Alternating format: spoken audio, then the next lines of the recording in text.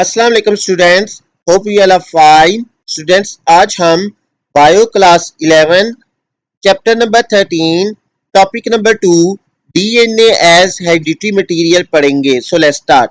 When chromosomal theory of inheritance had been confirmed in 1910, geneticists started thinking over the issue of form. Hereditary units are found in chromosome. It was known that chromosome contained both DNA and protein. On which of these was the hereditary information written? Over a period of 30 years, starting in the late 1920s, a series of investigators addressed this issue. यार बच्चों, जब chromosomal theory of inheritance आई ना, तो 1910 में तो जो जीनेटिस्ट थे उन्होंने क्या किया कि जो सोचना शुरू किया फॉर्म हेरिडिटी यूनिट्स के बारे में। ठीक है, जो क्रोमोसोम में पाए जाते हैं। उसके बाद ये भी नाउन था कि जो क्रोमोसोम है उसके अंदर डीएनए भी प्रेजेंट होता है, प्रोटीन भी। तो अब ये कंफर्म करना था कि इसमें से जो हेरिडिटी इंफॉर्मेशन है वो किसके पास होती है, इधर डीएनए के पास होती है या प्रोटीन के पास। ठीक है, तो इसको कंफर्म करने के लिए कि हेरिडिटी मटेरियल डीएनए होता है, प्रोटीन नहीं होता, एक एक्सपेरिमेंट किया ग्रिफ्थ ने, तो वो हम पढ़ते हैं। Griffith experiment. In 1928, British microbiologist Frederick Griffith made a series of unexpected observations while experimenting with Streptococcus pneumoniae, which are found in two types. कह रहे बच्चों, 1928 में एक ब्रिटिश माइक्रोबायोलॉजिस्ट था फ्रेडरिक ग्रिफ्थ। उसने एक सीरीज ऑफ एक्सपेरिमेंट्स किए किसके ऊपर, एक माइक्रो ऑर्गेनिज्म कौन सा है, स्ट्रेप्टोकोकस pneumoniae के ऊपर, जिसकी दो टाइप्स होती है। One of its type has a polysaccharide capsule. Its colony appear as smooth or shiny and hence it is called S type. कह रहा है उसकी दो टाइप्स है, उसमें एक जो टाइप है उसके पास पोलीसेक्राइड कैप्सूल प्रेजेंट होता है और उसकी जो कॉलोनी होती है वो स्मूथ अपीयर होती है ड्यू टू कैप्सूल। इसलिए उसने कहा कि ये कौन सी टाइप है, स्ट्रेप्टोकोकस की, ये एस टाइप है। The other type form a rough colony due to absence of polysaccharide capsule and called R type. जो दूसरी टाइप थी स्ट्रेप्टोकोकस की, उसमें जो पोलीसेक्राइड कैप्सूल था वो एब्सेंट था, इस वजह से उसकी जो वो कैलोरी थी वो रफ अपीयरेंस में थी, इसलिए उसने कहा कि ये आर टाइप है। ठीक है, स्ट्रेप्टोकोकस दो टाइप के थे, एक एस टाइप एक R type. When Grief injected healthy mice with a strain of S type, all mice died.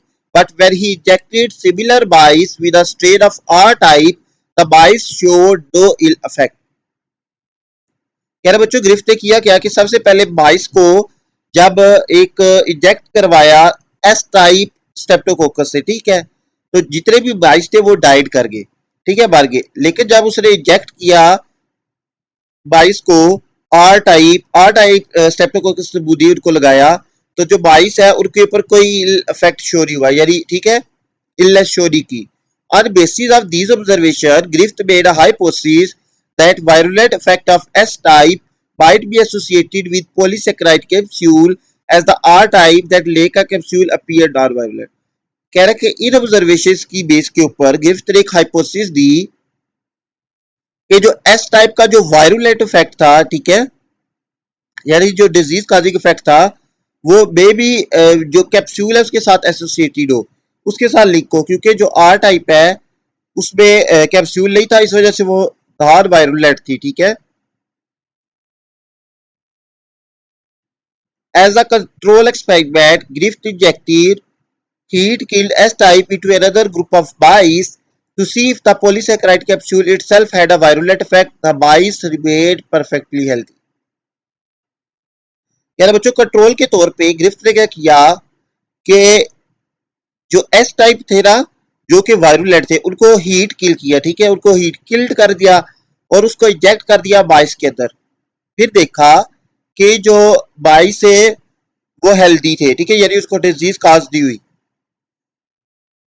As a final control he blended living R with heat-killed S-type. Both of these strains were already confirmed as non-virulent.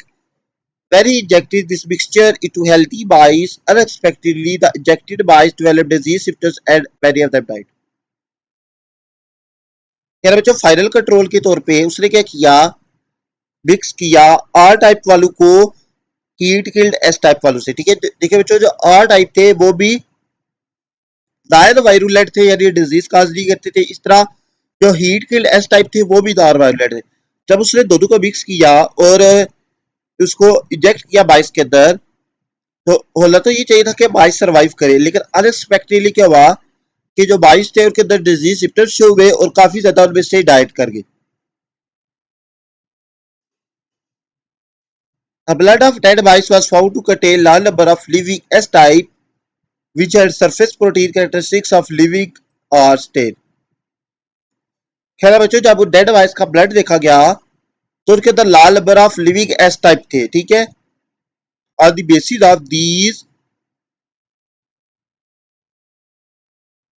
all expected observation, Griffith concluded that somehow the information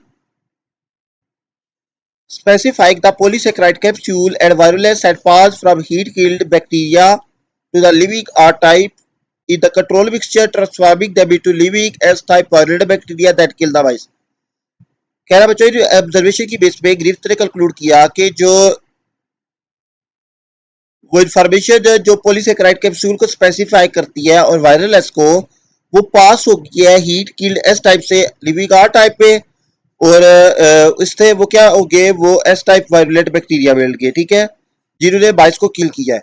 this transfer of genetic material from one organism to another by which genetic makeup of recipient alter is called transformation. ये जो process हुआ जिसमें genetic material एक organism से दूसरे में transfer हो गया, इसको उसने कहा transformation.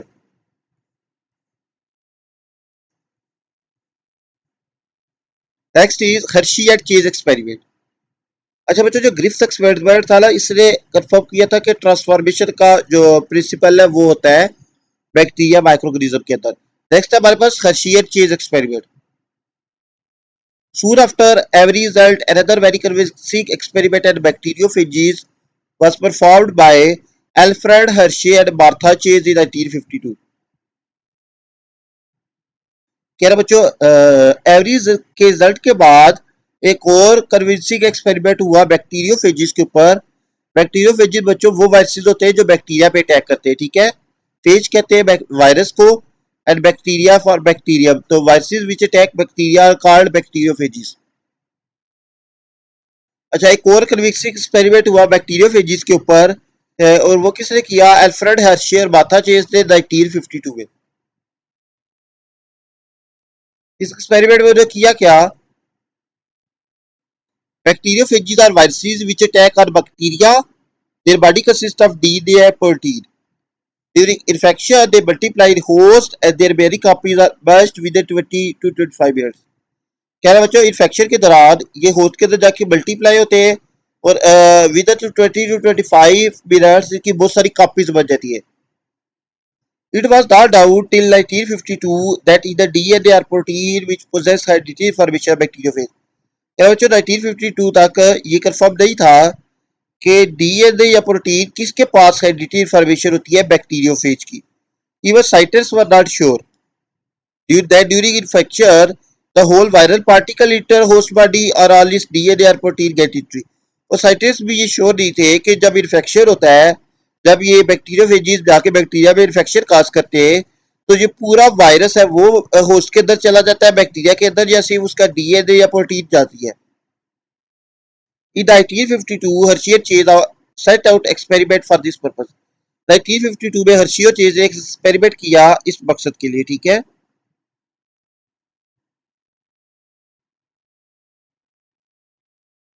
They labeled DNA of bacteriophage with radioactive isotope phosphorus 32 and labeled their protein with radioactive isotope of sulfur 35। अच्छा बच्चों, उन्होंने किया क्या, जो बैक्टीरियोफेज था ना, जिसके अंदर डीएनए भी प्रेजेंट होता है और प्रोटीन भी, क्योंकि जो वायरसेस होते हैं उनके अंदर डीएनए होता है और उसके जो कैप्सिड होता है, जो कोट होता है, वो प्रोटीन का होता है, ठीक है। तो उन्होंने किया क्या कि जो उसका डीएनए था ना बैक्टीरियोफेज का, उसको एक रेडियो एक्टिव आइसोटोप फास्फोरस 32 से क्या कर दिया, लेबल कर दिया। इसी तरह उससे का जो प्रोटीन का कोड था उसको लेबल कर दिया उन्होंने रेडियो एक्टिव आइसोटोप सल्फर 35 से। Labelled viruses were permitted to infect bacteria. फिर उन्होंने वायरस को अलाउ किया कि जाके बैक्टीरिया को इन्फेक्ट करे। Soon after infection, bacterial cells were separated from media contact with the help of centrifugation technique. जब इन्फेक्शन यूं ही काज किया उन्होंने तो बैक्टीरिया के सेल्स को सेपरेट कर लिया, ठीक है. Then media contents and bacterial cell were analyzed for activity of phosphorus 32 and sulfur 35. फिर जो मीडिया था और जो बैक्टीरिया के सेल थे उसको उन्होंने एनालाइज किया activity of phosphorus 32 and sulphur 35. In this analysis P32 was found in bacterial cells. जब उन्होंने एनालिसिस किया तो जो P32 था फास्फोरस 32 वो कहां से मिला, वो बैक्टीरियल सेल्स में से मिला. जबकि sulphur 35 was found in medium, जबकि देखा गया कि जो सल्फर 35 है वो मीडियम में प्रेजेंट है. These observations clearly showed during infection P32 labeled DNA of bacteriophage was injected into bacterial cell. Canine observation ने क्लियरली बता दिया कि जब इन्फेक्शन हुआ तो जो बैक्टीरियोफेज ने जो अपना डीएनए था जो फास्फोरस 32 लेबल था वो इंजेक्ट किया था बैक्टीरिया के अंदर. जबकि while its S35 labelled protein coat remain outside, जबकि जो उसका प्रोटीन कोट था जो सल्फर 35 लेबल्ड था वो बाहर ही रहा. Subsequently, many viral particles leave outside the host. Based on these observations, Hershey and Chase exclaimed that virus DNA, not protein, was responsible for directing the production of new vaccines. In observation की base के ऊपर Hershey और chase ने ये claim किया कि जो DNA है नॉट प्रोटीन, जो डीएनए है वो रिस्पॉन्सिबल होता है प्रोडक्शन ऑफ न्यू वायरसेस के लिए, ठीक है. एक देखे नीचे आपको फिगर शो रहेगी, figure 13.5 Hershey and Chase experiment. ये देखिए एक बैक्टीरियोफेज था हमारे पास, ये स्टार्टिंग में उसका जो फेज है यानी जो कोट है उसको जो लेबल किया सल्फर 35 से, जो उसके अंदर डीएनए प्रेजेंट है उसको लेबल किया फास्फोरस 32 से, ठीक है. क्या किया, जब उसको उन्होंने लेबल कर दिया उसके बाद उन्होंने सेपरेट कर लिया इसको फेजिस को मीडिया से. देन उन्होंने क्या किया, एनालाइज किया मीडिया को भी और फेजिस को भी. तो जो फास्फोरस 32 था वो बैक्टीरियोफेज के अंदर सॉरी बैक्टीरिया के अंदर से मिला, जबकि जो हमारे पास मीडिया के अंदर से हमें क्या मिला, सल्फर 35. तो इससे क्लियरली पता चल गया कि बैक्टीरिया फेजिस ने अपना जो डीएनए है वो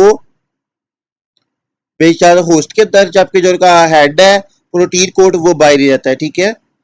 सो स्टूडेंट्स हमारा ये टॉपिक कंप्लीट हो चुका है, होपफुली आपको समझ आगे होगा. If you have any doubt you can ask in comment section. Please like share and subscribe my YouTube channel. Thank you.